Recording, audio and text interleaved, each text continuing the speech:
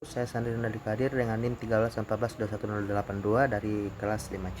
Di sini saya akan mempresentasikan materi tugas 13 yaitu tentang perbaikan berkelanjutan. Langsung saja ke di materinya. Yang pertama, patok duga atau benchmarking dan proses patok duga. Pengertian umum benchmarking adalah salah satu standar atau tolak ukur yang dimanfaatkan untuk membandingkan antara satu hal dengan hal lainnya yang sejenis. Sederhananya, dengan menggunakan tolak ukur tersebut, maka berbagai hal akan bisa diukur dengan standar baku yang umum.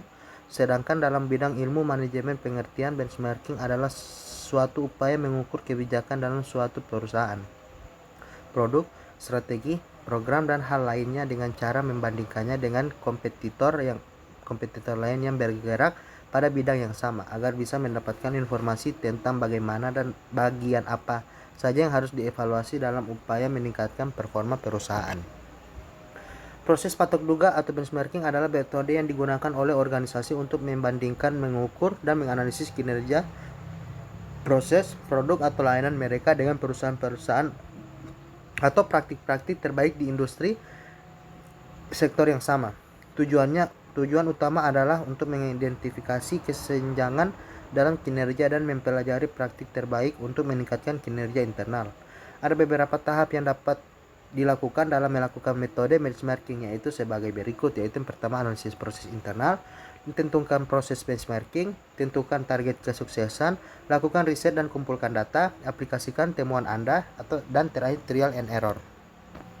Asas patok duga dan generasi patok duga. Asas patok duga atau dalam bahasa Inggrisnya disebut benchmarking merupakan proses sistematis untuk membandingkan kinerja, metode, atau praktis bisnis suatu organisasi dengan yang dilakukan oleh organisasi lain yang dianggap sebagai pemimpin industri atau memiliki praktik terbaik.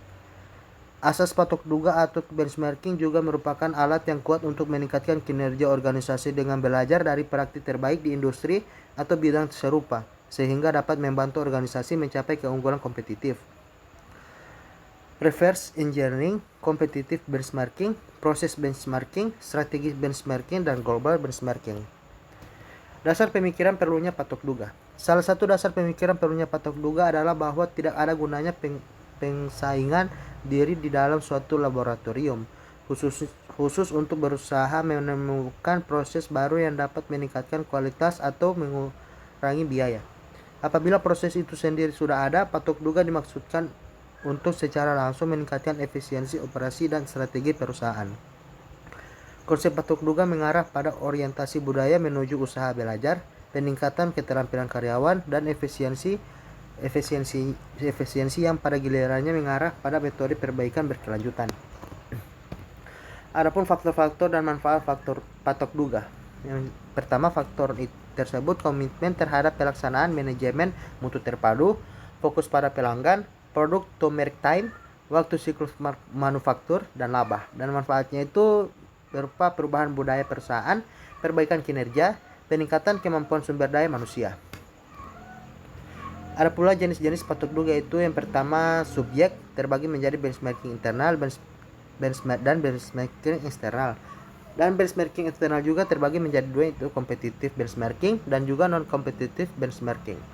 Yang kedua itu objek. Objek itu terdiri dari strategi benchmarking, proses benchmarking, fungsional benchmarking, performance benchmarking, produk benchmarking, dan finansial benchmarking. Peranan manajemen dalam patok duga. Manajemen memegang peran penting dalam proses patok duga. Tanpa adanya dukungan, keterlibatan, dan komitmen dari manajemen puncak, maka tidak mungkin dilaksanakan patok duga. Berbagai pertimbangan patok duga yang membutuhkan dukungan manajemen sebelum prosesnya dapat dimulai adalah komitmen terhadap perubahan, pendanaan, personil, pengungkapan, dan keterlibatan. Ada pula hambatan kesuksesan patok duga, itu fokus internal, tujuan benchmarking terlalu luas, jadwal yang tidak realistis, komposisi tim yang kurang tepat. Meskipun patok duga atau benchmarking bisa menjadi alat yang sangat berguna dalam peningkatan kinerja suatu organisasi, terdapat beberapa hambatan yang dapat menghalangi kesuksesannya. Beberapa di antaranya itu meliputi kurangnya data yang akurat, perbedaan dalam metodologi atau proses, ketidakmampuan dalam mengidentifikasi faktor penentu keberhasilan, kurangnya keterlibatan dan dukungan manajemen, kegagalan dalam mengadaptasi perbedaan budaya atau lingkungan, tergoda untuk meniru tanpa beradaptasi, ketidakmampuan untuk mengatasi perubahan lingkungan, dan ketidaktepatan dalam memilih organisasi patokan yang tepat. Baik, sekian dari saya, itulah hasil pemaparan tugas 13 manajemen mutu terpadu.